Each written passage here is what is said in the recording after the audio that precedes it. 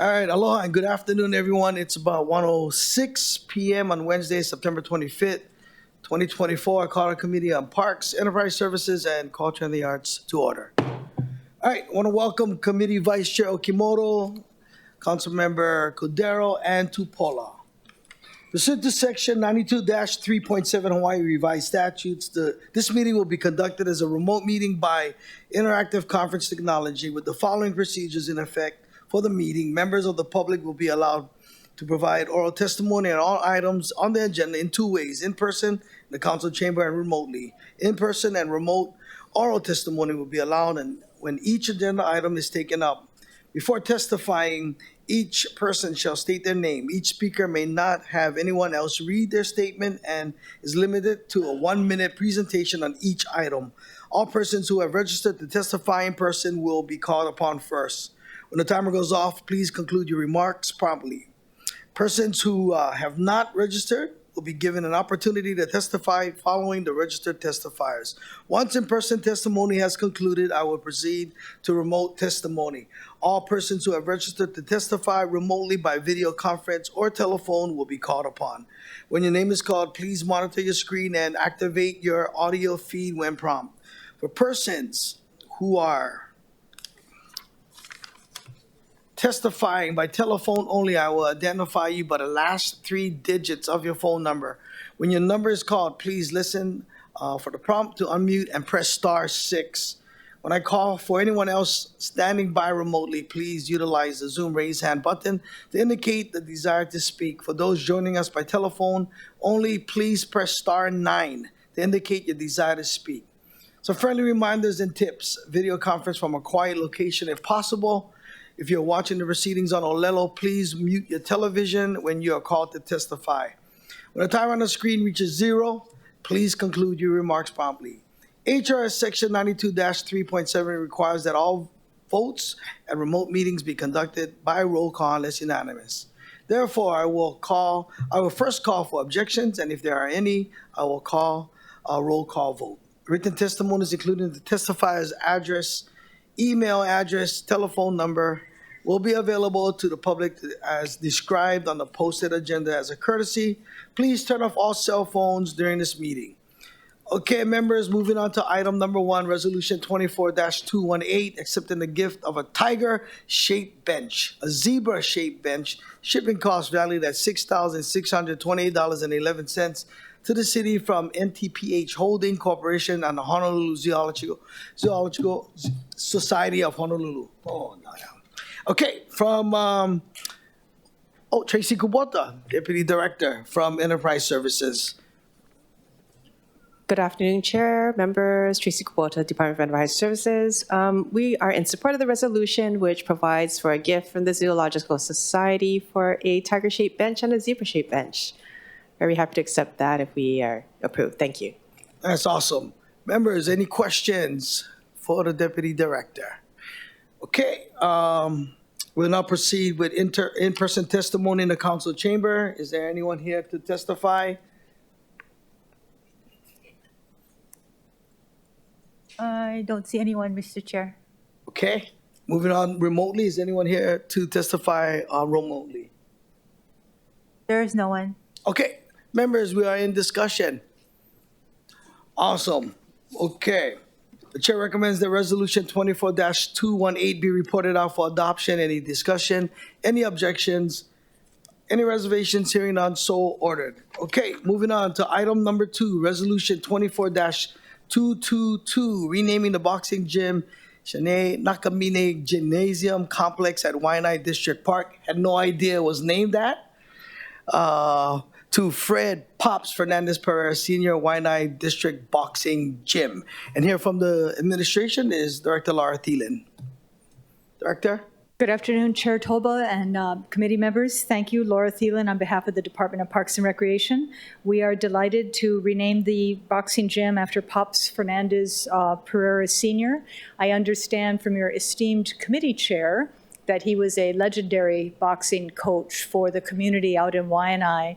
and that the committee chair decided to give him a challenge when he went into boxing and went into the Waipahu complex.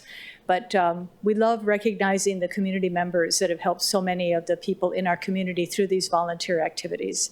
So we'd be happy to take any questions. Thank you, Director. Members, any questions to the Director? Okay, move on to people testifying in the chamber. Okay, go ahead and state your name.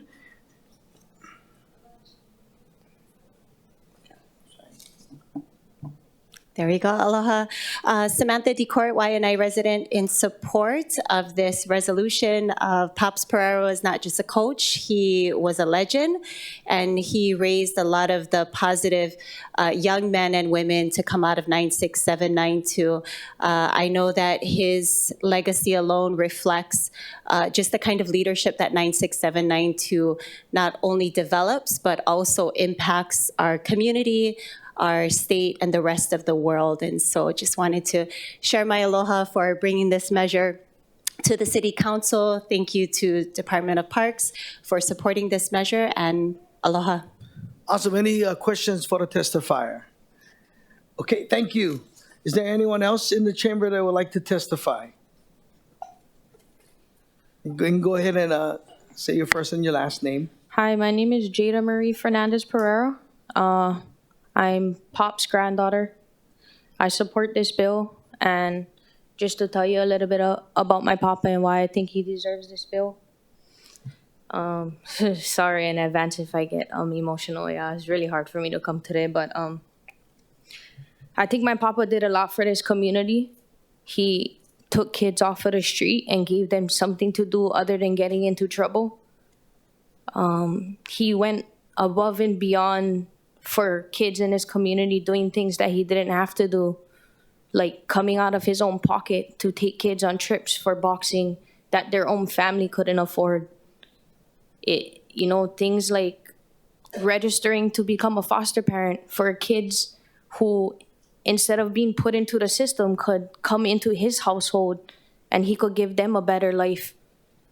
And, I can say that I wouldn't be the woman I am today if it wasn't for my papa. And, giving me the life I have and leading me down the right path, Sorry.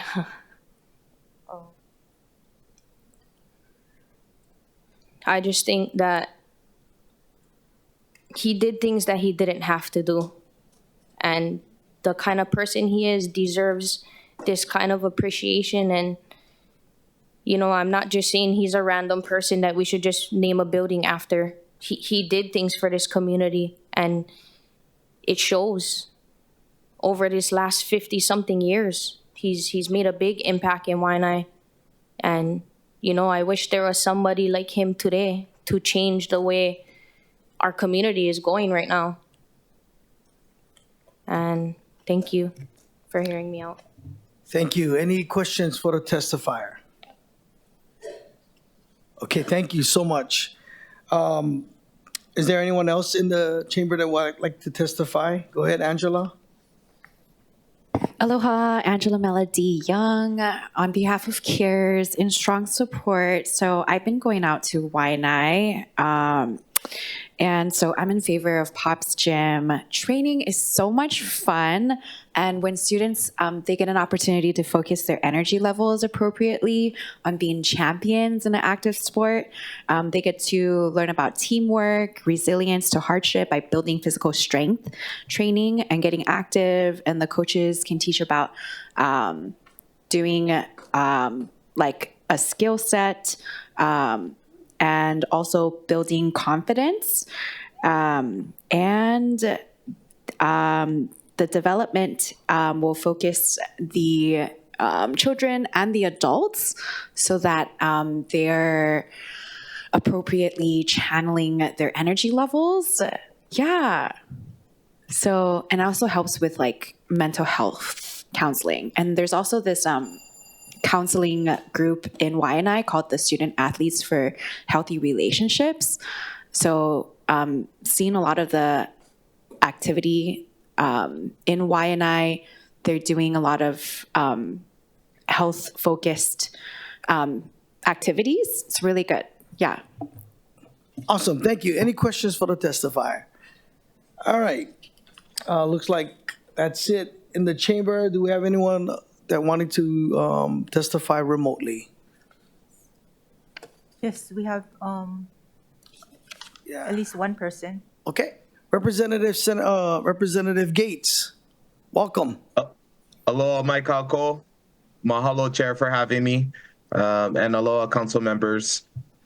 Today, I am testifying in support of renaming the YNI Boxing Gym after Papa Fred Pereira.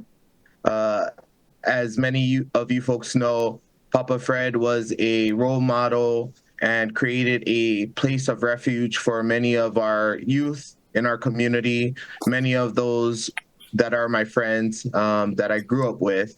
And just knowing how much he gave to our community to support our upbringing of the youth and to make sure that they stay on positive pathways and not falling into the cracks that we often see on the YNI coast. Words cannot express what he means to our community or myself. And renaming the boxing gym after Papa Fred will solidify his legacy for generations to come. And we want our youth to know who he was and to try to follow in his path of living a positive life and giving to our community.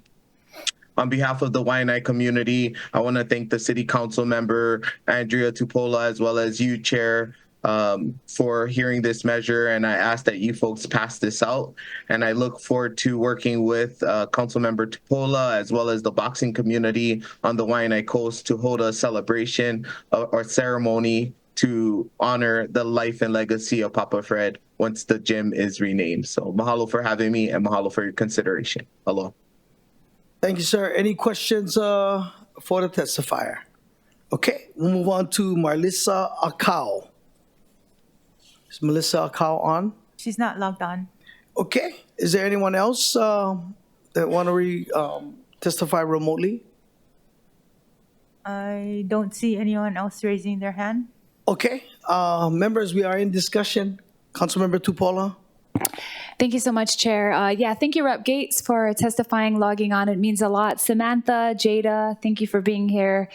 You know, we had 3 people speak today, but I can say for a fact that if this meeting wasn't so far away and in the middle of the day, we would have hundreds of people sharing their stories about how their life was impacted by Papa Fred. You know, I got to know him through the Timoteos, of which we acknowledged and honored Noah Timoteo just a few months ago, young boxer in YNI. But the impact that, you know, the YNI Boxing Club has had on so many generations of youth is something that our community will, I think for years to come, will be blessed by.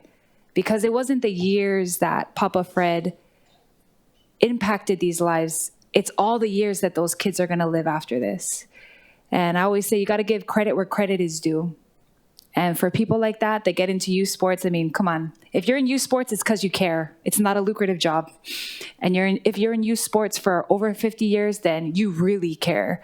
And so I just really want to thank his family. I want to thank everyone who believed in him, helped him. I mean, lots of people donated. Lots of people helped the YNI Boxing Club so that these kids could have what they wanted. And he led the charge. He was a true leader. He had the heart that a lot of people don't have and that we still need in our community now. And I thank him and also all of the assistant coaches that helped him, many of the coaches that are trying to carry it on forth right now. And I know some people are watching and, you know, we want to thank everyone for caring this much. And I do look forward to a celebration where we can really honor him and hopefully put up a plaque and have all the kids in YNI remember how important this was. So I'm looking forward to this. I'm grateful we're able to pass this resolution. I thank the Director of Parks for her words and for their willingness to do this. And we look forward to how this will continue to be a good memory for him and for his family. Thank you. Awesome. I echo the same thing. I've known Coach Pereira for a long time. In fact, I was telling the director, at some point I wanted to go box for YNI Boxing Club, but my dad was like, we ain't driving out there every day. And, you know, I got to make a lot of great friends because of like his granddaughter said, guys who would normally probably meet in prison, but became good teammates and friends and leaders in the community because somebody cared. So I appreciate you guys moving this along. I want to push this thing through also and support it big time. So the chair recommends that resolution 24-222 be reported out for adoption. Any discussion? Any objections? Any reservations? Hearing none, so ordered. Thank you. Okay, moving on to item number 3, resolution 24-233, accepting the gift of ozone system replacement and filtration backwash system repair valued at $115,000 to the city from the Honolulu Zoological Society for the pool in the hippopotamus exhibit at the Honolulu Zoo. And here from the administration is Deputy Director Tracy Kubota. Thank you, Chair. Tracy Kubota, Department of Enterprise Services, in support of this resolution. Another gift from the Honolulu Zoological Society for a generous donation to support our hippo exhibit. Thank you. Any questions for the Deputy Director? Okay, we'll move on to in-person testimony. Is anyone signed up to testify? No one has signed up. Okay, any remote testifiers? I don't see anyone. Okay. Members, we are in discussion. All right, the chair recommends that resolution 24-233 be reported out for adoption. Any discussion? Any objections? Any reservations? Hearing none, so ordered.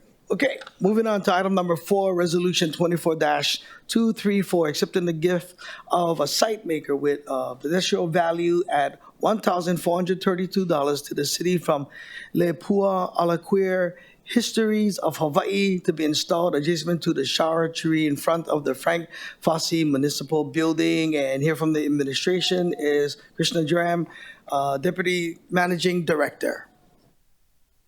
Good afternoon, Chair and committee members. Krishna Jaram, Deputy Managing Director. We're very grateful to Lepuala's organization for this gift, and we ask for your support in accepting it. And I'm here for any questions you all might have. Thank you. Questions from the committee? All right, we'll move on to in-person testimony. Is anyone here to testify? Okay. See how we all look to Angela? No, we good. We're good. We're good. Any remote testimony? There is no one, Mr. Chair. Okay. Awesome. Members, we are in discussion. All right. The chair recommends that resolution 24-234 be reported out for adoption. Any discussion? Any objections? Any reservations? Hearing none, so ordered. Okay, members, last item on the agenda, item number 5. Today, an update from the Department of Parks and Rec for the status of the parks and program, including its Park Ranger program. And here from administration, Director Laura Thielen, as well Nathan Shearer, Park Ranger, Department of Parks and Rec.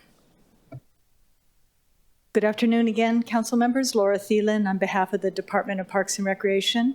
In a second, I'm going to invite Nate Shire, like the Hobbits, to come on up and do the presentation on the status for the Ranger pilot project. But I just wanted to give a brief overview. As you folks recall, this began as a ARPA temporary contract-funded project where we had the federal funds to hire on 5 park rangers. With your support, we have converted that beginning, I think it's this month or the end of this month, to general funds, so we will be able to continue the pilot project through next year. And we hope as we come up to the end of the pilot projects, we'll be back in front of you in the following year, to explain how we can lay out a more permanent ranger program within the park department. But for here today, Nate is going to come on up and he will introduce the other rangers that he has with him today, and then to give you an update. And then we'll take your questions and I'll assist him with some of the answers on that as well. So thank you, Nate.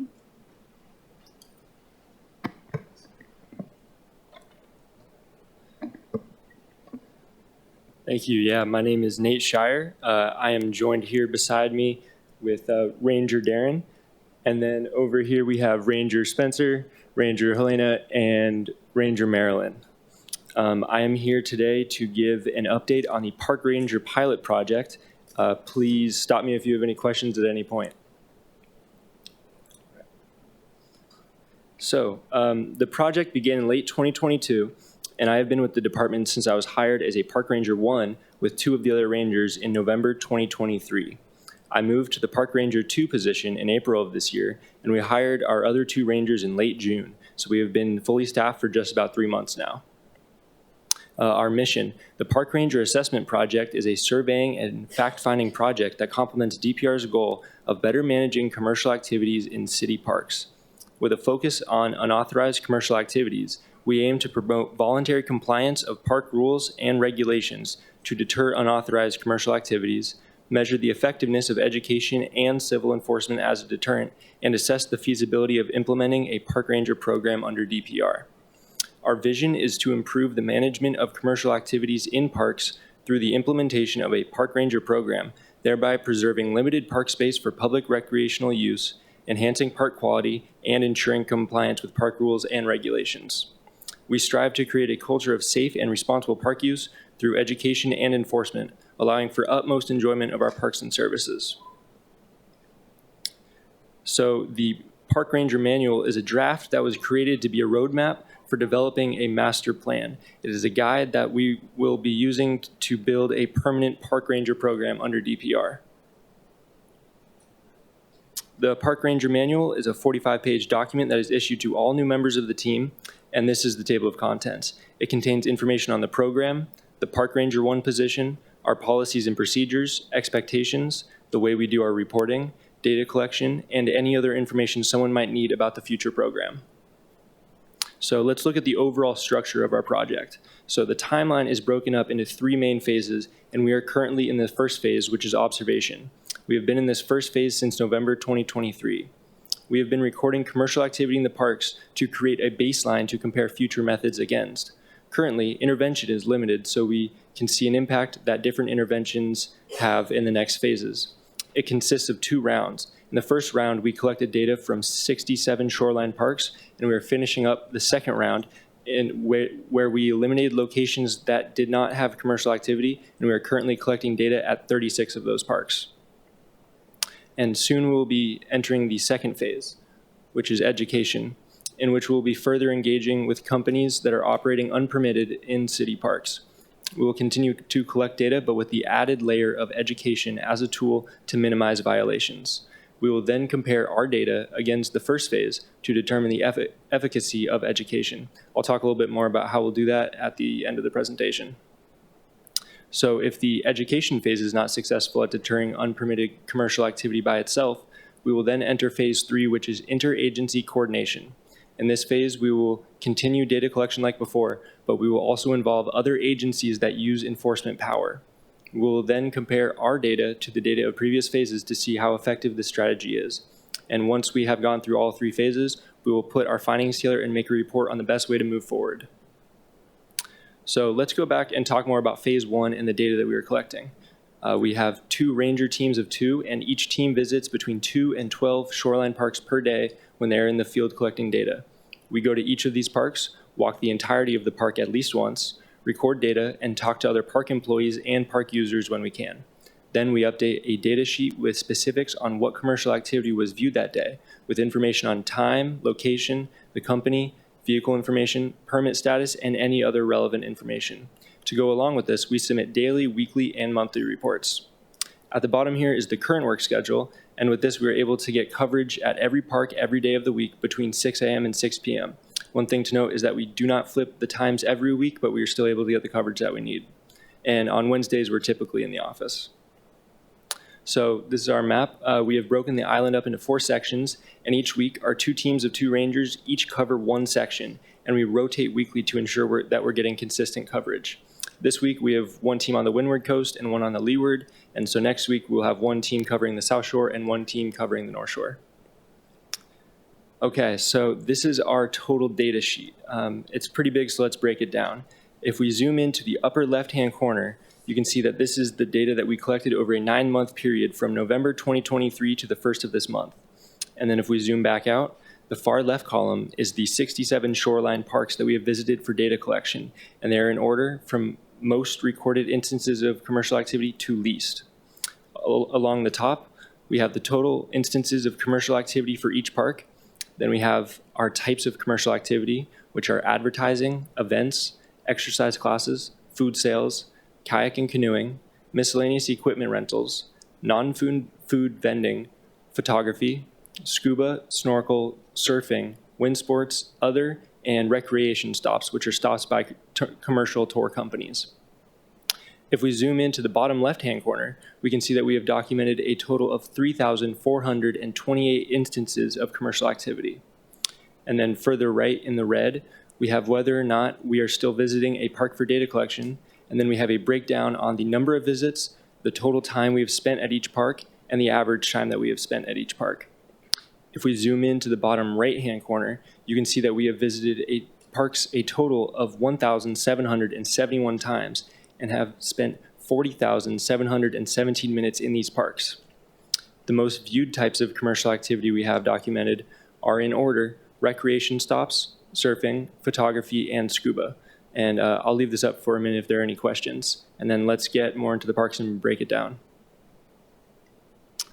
All right, moving on. So the 4 parks where we have recorded the most amount of data are Kualoa Regional Park, Ala Moana District Park, Haleiwa Beach Park, and Kapiolani Regional Park. At Kualoa, we have recorded the most recreation stops out of all of our parks. At Ala Moana, we have recorded a lot of photography, scuba, and surfing. Haleiwa has a lot of recreation stops and surfing, and Kapiolani is mainly surfing, but we do record some photography. We've spent a lot of time at all of these parks, as they are shown to be the busiest for commercial activity, and they are larger than some of our other ones, so they take longer to collect data. And then these are our parks with a medium amount of commercial use. At the top at Sandy Beach, we have recorded a lot of recreation stops and photography. And then under that at Kahe Point, we have mainly recorded scuba companies. Down from that at Wailoa, we have mainly recorded surfing. And at Wailai, we get a lot of photographers. While we visit these parks as regularly as the top 4, we spend less time at them as they're smaller and the data collection does not take as long to record. And then these are our low use parks that we have recorded between 20 and 5 instances of commercial activity at. We are still visiting all of them regularly to monitor any changes, but generally we have not seen very consistent commercial activity at any of these locations. And then these 34 parks are ones that we have viewed between 0 and 4 instances of commercial activity, and we are not currently collecting data at many of these parks. For the ones that we have eliminated off our list, that is because we spent enough time at them over an adequate period of time for us to feel comfortable not focusing on them anymore. For a few of them, we have only visited them a few times. This is because they were not on the original park list that we used, and we wanted to see if there was any potential for commercial activity. So we visited them, they did not have that potential, and we stopped visiting. There are a few parks that are on this bottom section that may be surprising. For example, at Kokololio, we have only recorded a single instance of commercial activity over 10 months. And I know that tour buses used to be an issue there, so that might be a surprising piece of data. At that specific park, we are still monitoring it, mainly because it is a campsite. And then this is our observational data breakdown. So like I said earlier, we have collected 3,428 instances of commercial activity. Of this, 39% is by groups that do not have a permit, which is represented by the first bar. Of the instances in which a company or individual has a permit, many are violating another DPR rule, which is represented by the second bar. Only 6.6% of our recorded data is permitted groups staying within all DPR regulations, which is represented by that third bar. All right, so the next steps. Next will be phase 2, the education phase of the program. We've created a draft of an educational pamphlet that we will hand out to park users that has any information they may need about commercial activity in city parks. We will use this handout to ensure consistency in information and so that the companies or individuals have something to refer back to. It is worded to highlight what they can do and how to do it while staying within DPR rules. We believe that this will be more effective than listing what they cannot do and is set up to encourage compliance instead of discouraging violations.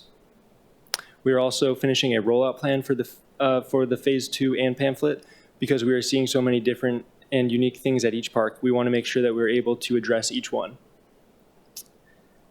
and then for phase 3. So like I said, the third phase, we will be partnering with agencies that use enforcement power like HPD, the PUC, and the Department of Taxation.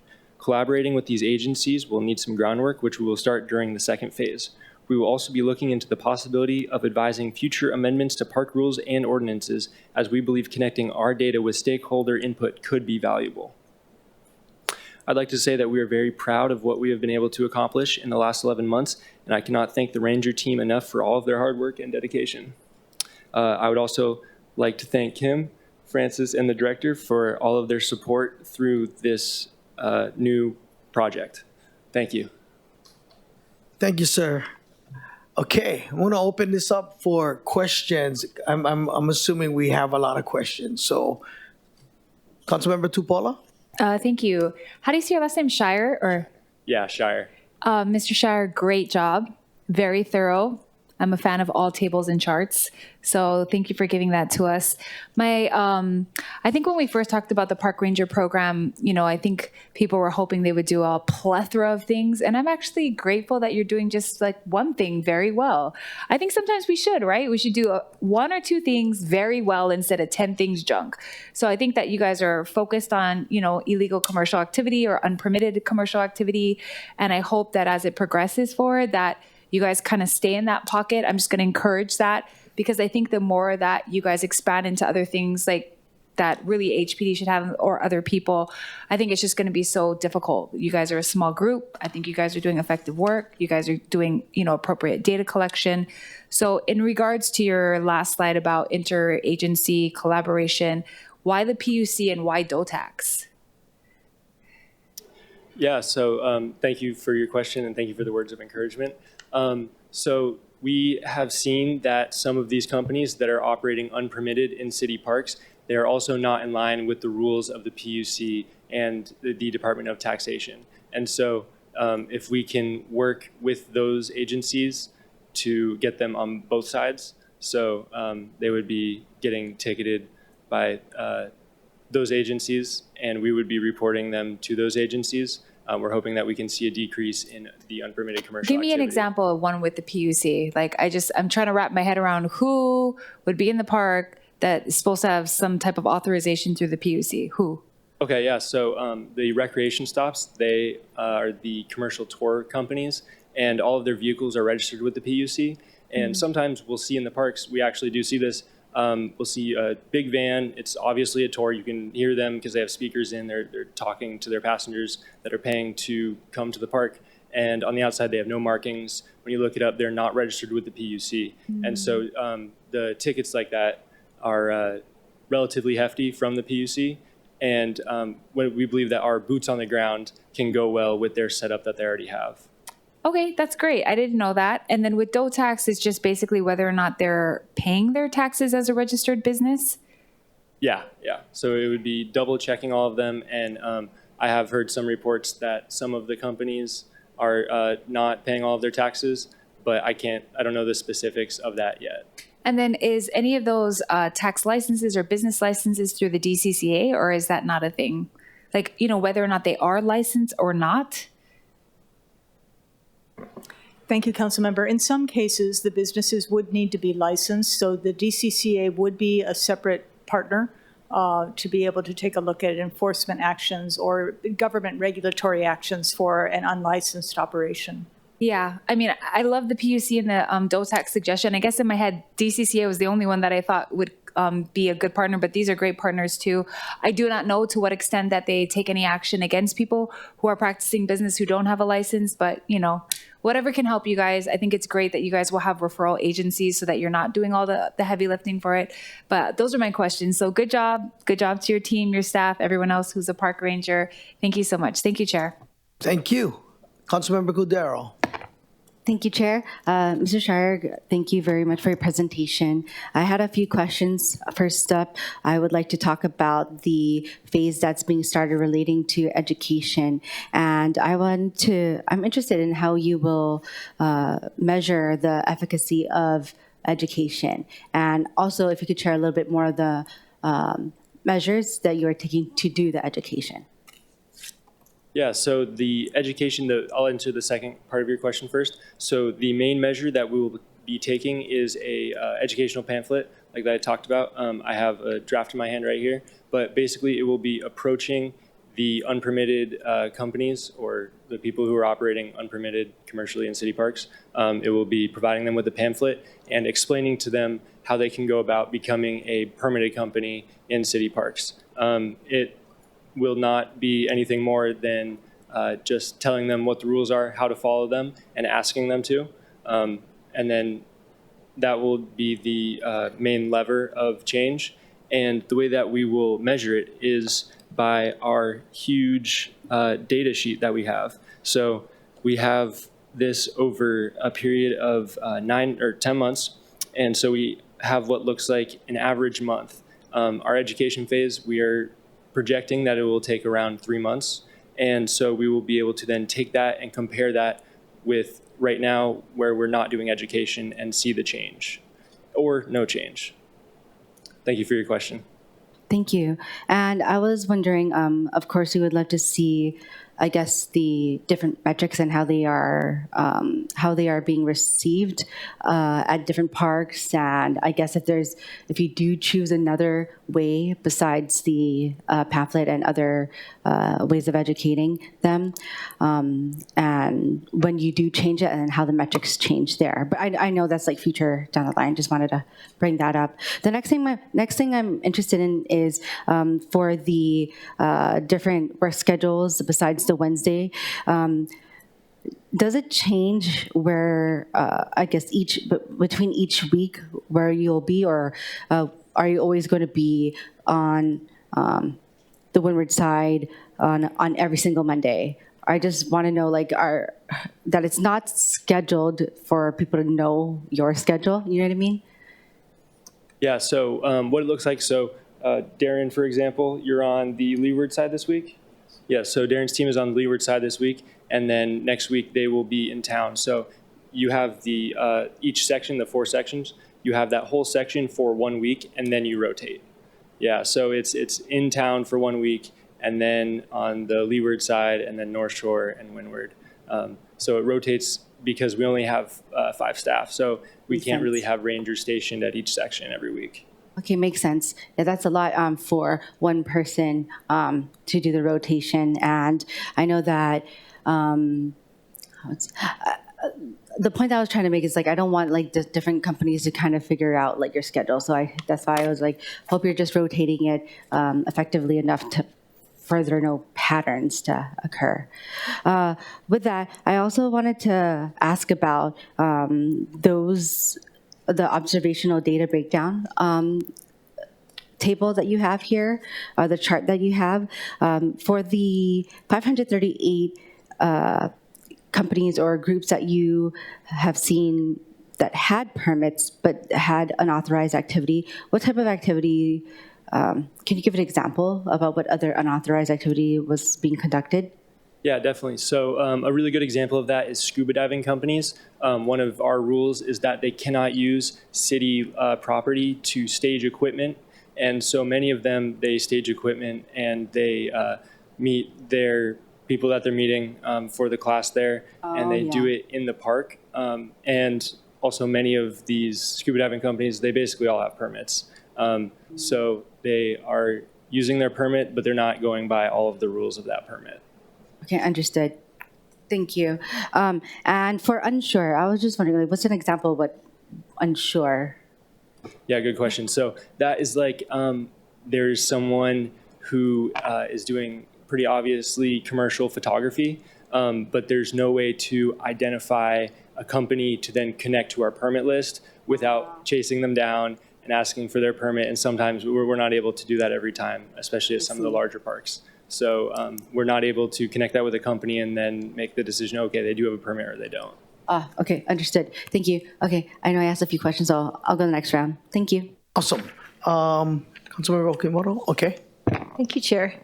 Aloha, good afternoon. I was just curious, when you got the data on this observational data breakdown as well, and the no permit unauthorized activity, what is the process of you figuring that out, and what do you do with that information when you figure out that they're not authorized? What happens with that information? Yeah, so right now it just goes into our data table. We are not intervening at all right now, but we do have a list of the companies which we will be intervening with based off of that. And when we start the education phase soon, that's when we'll start that intervention. So to get this, you go and is there like a list, or how do you verify that they're not authorized? Yeah, good question. When you go and see it at the park? Yeah. So a lot of the times we will have a vehicle connected to that permit, and we have a list every month or every year, depending on what the length of the permits are. So we have like a surfing company permit list that gets updated once a month. And so then we're able to go back with the company name that we saw in the park and verify. Got it. Thank you. But enforcement at this point is not part of the scope. Is that going to be part of what you do later, or is that something else that somebody comes in HPD, or who will be taking care of the enforcement of the unauthorized activities? Okay, so again, this is a pilot project to determine enforcement. The Parks Department does not currently have enforcement. So we wanted to begin with the phase 1 to observe where the commercial activities were the most common, and so to refine the scope of where we look. Phase 2, which will be the education, will be going out to determine whether education changes behavior. So in some cases where you have, say, the scuba operations, where they have a permit, but they're not complying with the condition of the permit and they're staging there, the hope is that with education, they will change their operations, and that may then reduce the number. When we go and interact with the film is allowed under the rules, but we don't know whether they have permits. So again, by starting to approach them and doing the education, we may find that we now know more of the people do have permits, or the ones who don't have it, that they'll come into compliance with that, and then that number would reduce. And so that phase 2 of education will further narrow the scope where we concentrate the efforts on enforcement. The third phase is going to be going to these partner agencies who already have enforcement authority. And the beauty of going to like the Public Utilities Commission or the State Tax Office or the Department of Commerce and Consumer Affairs is these are civil enforcement actions, not criminal enforcement actions. So they can issue and do issue fines, and they only have to prove, they don't have to prove beyond a reasonable doubt. They just have to prove by their burden of proof. And because we would have a record of being out there, a record of going up and talking to people and doing the education and enforcement, they'll know when we start talking to them about partnering with us, they can rely on us to be witnesses in their cases so that they can succeed. So that phase 3 is intended to determine whether using these partners and their enforcement authority is sufficient enough for us to change or at least whittle down the unauthorized commercial activities that are taking place in parks. At that point, we would be coming back and talking to the council. Do we need to do some rulemaking amendments to make things clearer?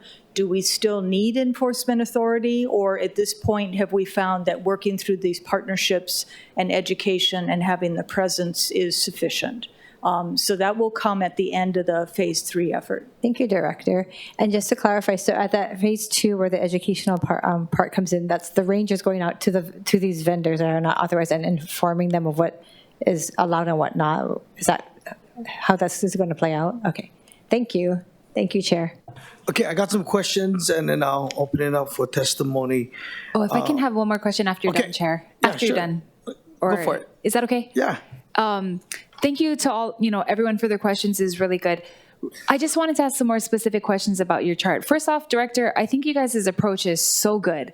I mean, data collection before we start any type of real enforcement is probably the best way for us to go. And like you said, if it's not needed, then let's pull back, If it is needed, then let's take those added steps forward first before we start getting real crazy. Can you tell me the difference between the scuba and the snorkel violations? Because I have a lot at Kahe Point, apparently. Yeah, so at Kahe Point specifically, we see a lot of companies that only do scuba and they don't do snorkel.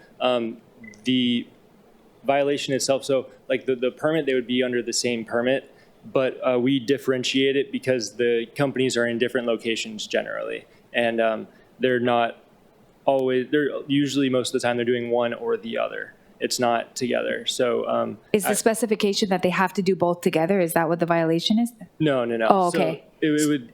Oh, sorry. No, what is the violation for the snorkel one? We'll just say that. What are they not doing that they're supposed to do? Yeah, so for snorkel, like I was saying earlier with scuba, it would be staging their equipment on park property or operating without a permit. And then for snorkel? It would be the same. Oh, that's it. Yes, it'd Just be the same. staging or not having a permit.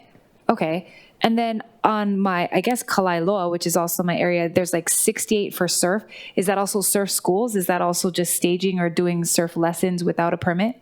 Yeah, so Kalailoa specifically, we do not permit surf schools at that location. Oh. So, yeah. Oh, I didn't know that. Yeah, we have a list of parks in which we do permit for surfing, and that is not one of them, but we do very often see surf schools operating at that location. This is interesting because this is like us in our own district getting used to what permits are allowed at all our parks because I didn't know that. It wasn't allowed there.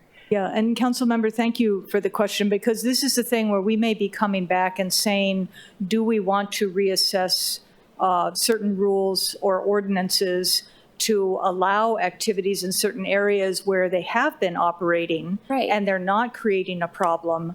You know, that may be something that we should be reconsidering, and we would have that discussion, obviously, with you folks as well. That'd be great, because I don't think they're problematic. I just didn't know it wasn't allowed there. Lastly, the one that you have for advertisement, what is the violation that's bad about advertisement? I have one at Nanakuli.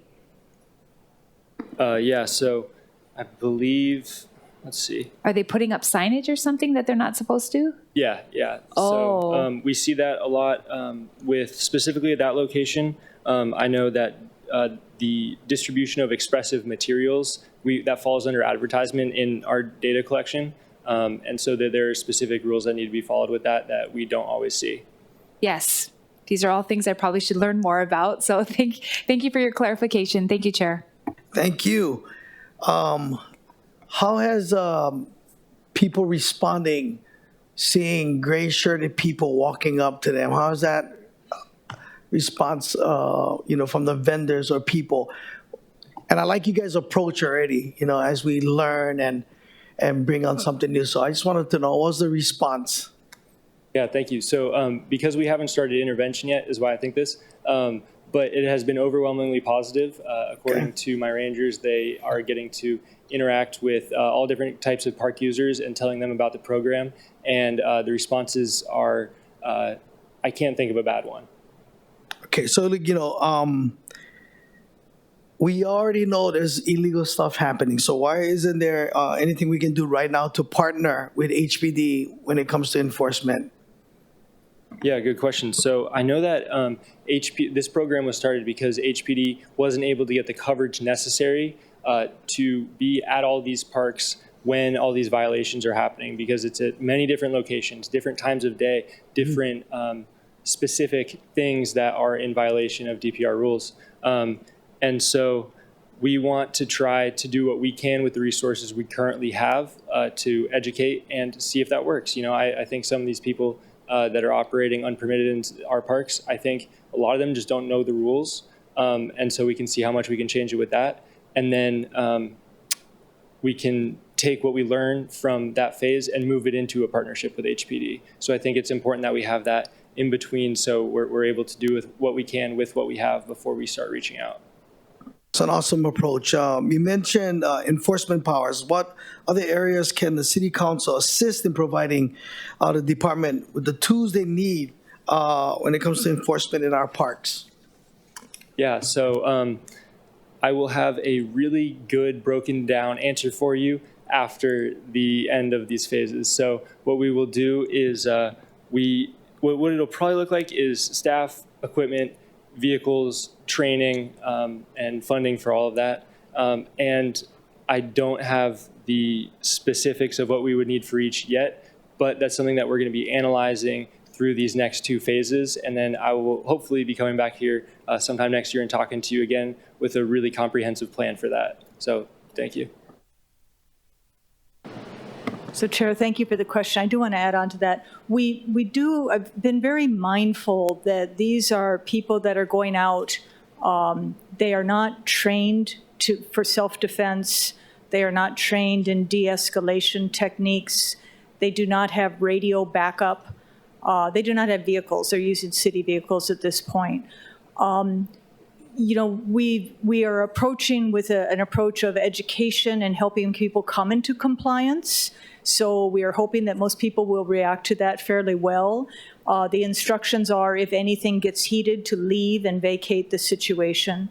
So we know the city has limited resources, including HPD has limited resources. So the idea of these phases is let's really hone down on what we can take care of without having all these other assets. And then when we know kind of what's the residual, what's the need, I think it's going to be really important because people are not predictable. That if the council and the administration decide that the Parks Department does need to have some enforcement power beyond education, that they be provided that backup and that equipment. I had somebody kind of yelling at us the other day about, you need to stop this illegal surf operator. And he's showing me a picture of the person who is literally going after an armed police officer with a second armed police officer standing next to him.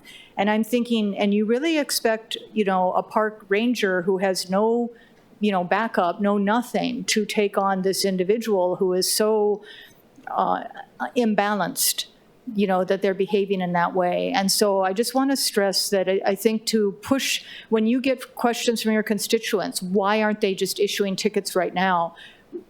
My answer is we cannot put people in those situations unless they are prepared, trained, and equipped. So that would be something that, we can do so much without that. And then I think when we're at that point, if the assessment is we want more, we need to have a hard conversation about that. Good first steps. Councilmember Tupola. Just to follow up on that, Director, I've always been on the same page with you at that. I do not want anybody in these confrontational situations. I do not want situations to get escalated to the point where park workers are getting hurt. I think, in my mind, what is going to need to happen is if there is data that lends us to believe that we should reactivate our parks detail, we have to talk about that. I want my parks detail back in Waianae. I mean, back in the day, we did have a unit that just did our parks. And then back when, Major Ballard was in, she actually did away with that. And I get it, we're short officers, but we could do like 89-day hires, we could do something. But I think to the extent that enforcement belongs with HPD, we'd have to have that conversation that if there are problematic sections, we would need a parks detail. Okay, what would that entail? What could we actually do where a park ranger or a parks personnel is not the enforcer, but that we're aware that crime or whatever is happening is prevalent in the beach parks in this area. So that's what I would say as far as steps forward, and not trying to deputize park rangers. That would be my thought. And thank you, Councilmember. And we are happy to sit at the table for any of those discussions. And similar to how we're doing it, taking it a piece at a time. Maybe it's not a permanent park detail. Maybe it's during certain periods. And then just, again, monitoring the data and seeing whether there's changes in behavior. Because sometimes small changes can make a big difference. And we know in parks that there are certain times of day and certain days of the week where they're more problematic. No, we know what's happening in our beaches, so this is really good data. And thank you so much for the presentation. Okay, I'm going to open them up. Anyone in the chamber that would like to testify? Okay, Angela, go ahead. Aloha, Angela Melody Young, testifying on behalf of CARES. I'm trying to keep up with the presentation. A lot of these words are kind of going over my head because I'm so tired. Been up early since the morning. Councilmember Toba, you feel me? Okay, so focusing on your presentation, a partnership with Neighborhood Security Watch is practical and doable. I think for the park's vision, if it's the goal of safety and reducing crime rates and deterring homeless activity, and also for the business-focused Department of Consumer and Commerce Affairs, as well as Office of Economic Revitalization, so the city and a state office can assist with business-focused explanations and education. But you really want to think that you don't want to limit small businesses too much, because small businesses are the bloodline of the community. So a lot of these things is kind of like a balance of, is it interfering with the community Thank you, Angela. See, lifestyle? you wasted 30 seconds in the beginning. Oh, Thank you. okay. Okay, we'll move on to remote testimony. Is anyone online that want to testify? There is no one, Mr. Chair. Okay, all right. Members, we are in discussion. Director? Thank you, Chair, and thank you, members, for all of your questions. We really appreciate it. You've given us some things to think about. I know Councilwoman Cordero talked about some things on the education, and we can talk about what may be in addition besides the pamphlets, such as contacting the business organizations themselves, as opposed to just the employee who's on site. So any additional thoughts or questions you have, please contact us. I do want to give a shout out to Nate Shire and all of the Rangers and all the work that they've done, because it's really phenomenal. And to thank Nate's mom, who I think is watching this, Catherine, for what a wonderful job she did in raising him. And council members, we look forward to working with you. I love it. The Gray Rangers. Come on, man. And Nate's mom, you raised an awesome son. Thank you so much. Mahalo, everyone, for attending and participating in today's meeting. There be no further business. This meeting is adjourned.